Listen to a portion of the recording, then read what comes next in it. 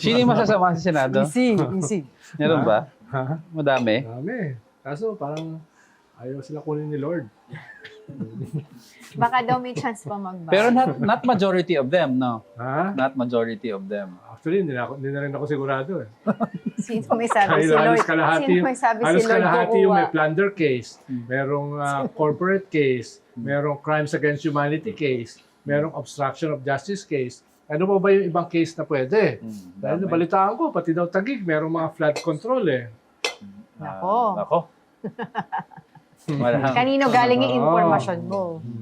Alam ko, may mag-raise ng issue na yan sa ombudsman eh. Nabalitaan ko lang naman. No? Mauubos Oo, na. So, mauubos. Yung isang plunder case na hindi related sa flood control.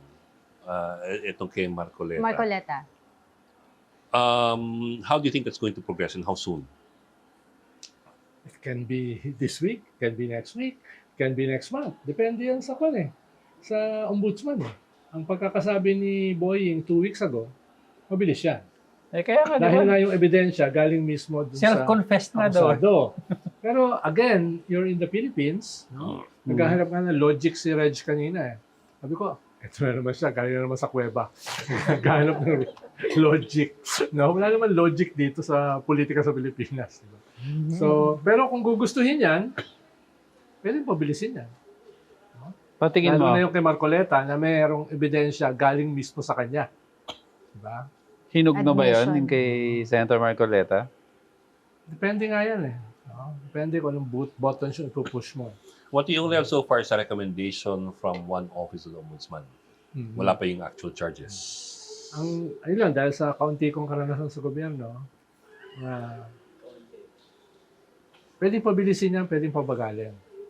Lalo na, Depende sa... you have a strong presidential system na napaka-powerful ng presidente.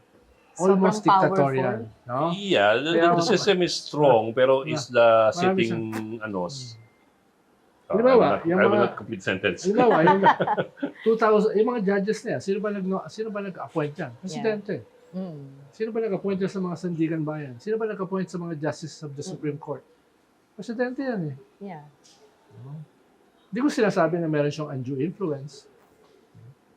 Pero... may ano eh, may hanging kasi. But you know, What?